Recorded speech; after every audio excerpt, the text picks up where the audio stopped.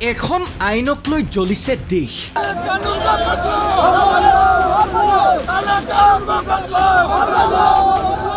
নতুন আইনক লৈ নাৰাজ দেশৰ লাখ লাখ চালক।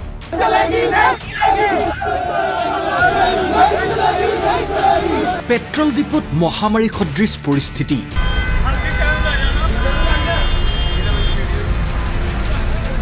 হিট এণ্ড ৰান আইনৰ বিৰুদ্ধে আন্দোলন তীব্ৰতৰ হোৱাৰ সম্ভাৱনা।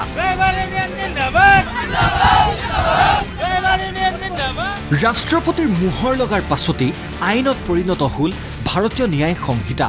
আগন্তুক সময়ত ন্যায় সংহিতাৰ প্ৰবিধানসমূহে স্থান ল'ব ভাৰতীয় দণ্ডবিধিৰ।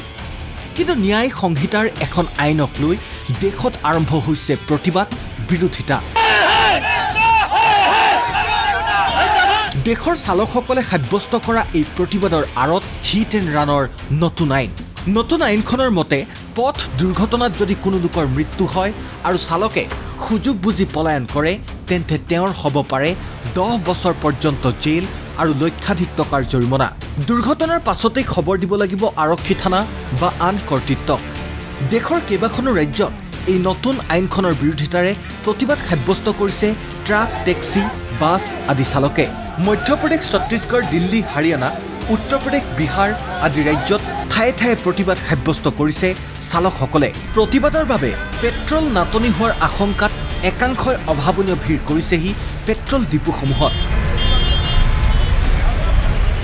অসমতো ঠায়ে ঠায়ে চালকসকলে প্ৰদৰ্শন কৰিলে বিক্ষোভ কাৰ্যসূচী।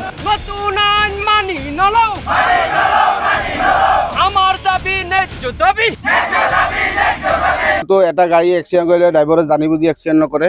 গাড়ীটো এক্সিডেণ্ট কৰাৰ পিছত ড্ৰাইভাৰটো যদি জাগাত থাকে, ড্ৰাইভাৰটোকে আগত লৈ হেৰিত হস্পিটেল যাব লাগিব। সেইকাৰণে ড্ৰাইভাৰটো পলাব লগা অৱস্থা হয়।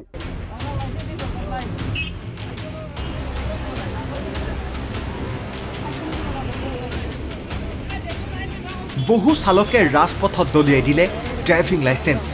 যদি ধৰক এটা এক্সিডেণ্ট হয়, এক্সিডেণ্টটো হোৱাৰ পিছত যে মানুহটো তাত থাকিব নোৱাৰে, কিয় পাব্লিকে উত্তেজিত হৈ মাৰি পেলাব, কি ঠিক আছে ড্ৰাইভাৰকে মাৰি পেলাব।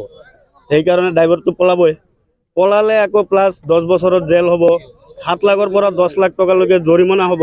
ড্ৰাইভাৰ এটাতো ইমান সম্ভৱ নহয়।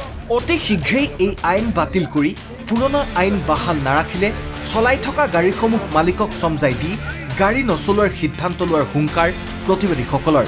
মাননীয় প্ৰধানমন্ত্ৰী ডাঙৰীয়াই আমাক 6 মাহৰ অভিজ্ঞতা দি থৈছে কৰোণা কালত, যে আমি 6 মাহ কাম নকৰিলেও ঘৰত চলিব পাৰিছোঁ, খাব পাৰিছোঁ, থাকিব পাৰিছোঁ। তেতিয়া আমি 6 মাহ দিন নাখাই নবৈ পেলাই হ'লেও আমি থকা অভিজ্ঞতা আমাৰ সকলো ড্ৰাইভাৰখিনিৰ আছে। সেই গতিকে মাননীয় প্ৰধানমন্ত্ৰী ডাঙৰীয়াকো মই এইটো বিশেষভাৱে অনুৰোধ কৰিব পাৰিছোঁ, আমি যাতে এইটো নাভাবিব যে আমি 3 দিন বন্ধ কৰি পেলাই আকৌ পিছুৱাই যাম বুলি। আমাৰ এয়া আন্দোলন আৰু তীব্ৰতৰ হ'ব, আৰু যদি উঠাই নলয় আৰু তীব্ৰতৰ জংগী হ'ব। পূৰ্বে হিট এণ্ড ৰান ঘটনাত 2 বছৰ জেল আৰু জামিনৰ ব্যৱস্থা আছিল, কিন্তু নতুন আইন অনুসৰি শাস্তিৰ পৰিমাণ বৃদ্ধি কৰি 10 বছৰ জেল আৰু 10 লাখ টকা পৰ্যন্ত জৰিমনা বিহাৰ বাবে দেশজুৰি আৰম্ভ হৈছে চালকৰ প্ৰতিবাদ।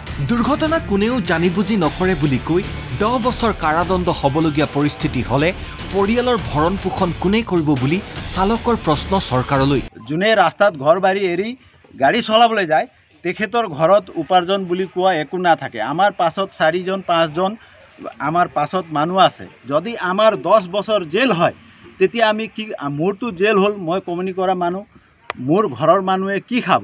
গতিকতে এই আইনটো পাছ হ'লে আমি যাতে গাড়ী ঘোড়া নচলাওঁ, তাৰ পাছত কিবা এটা কৰি খাব লাগিব।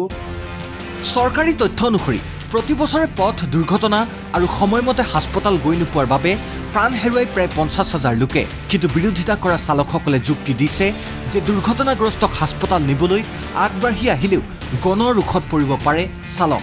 তেনে উদাহৰণো আছে বহুত। কিয়নো যেহেতু এটা গাড়ী এক্সিডেণ্ট কৰিলে ড্ৰাইভাৰে জানি বুজি এক্সিডেণ্ট নকৰে। গাড়ীটো এক্সিডেণ্ট কৰাৰ পিছত ড্ৰাইভাৰটো যদি জাগাত থাকে, ড্ৰাইভাৰটোকে আগত লৈ হেৰিত হস্পিটেল যাব লাগিব। সেইকাৰণে ড্ৰাইভাৰটো পলাব লগা অৱস্থা হয়। সেইকাৰণে আমি বিচাৰোঁ যে ড্ৰাইভাৰৰ আগত পুৰণা আইনটোৱে থাকক, নতুন আইনটো নালাগে আমাৰ। কেৱল বাছ, অটো বা টেক্সি চালকৰ ক্ষেত্ৰতেই যে এই আইন প্ৰযোজ্য হ'ব তেনে নহয়। ব্যক্তিগত বাহন চালকৰ ক্ষেত্ৰতো হিট এণ্ড ৰানৰ ঘটনাত প্ৰযোজ্য হ'ব একেখনেই আইন।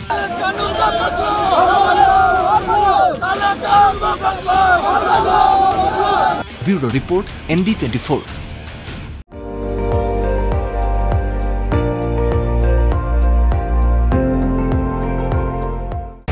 আপুনি চাই আছে ND24, সৰ্বশ্ৰেষ্ঠ নহয় সৰ্বোত্তমৰ দৌৰ।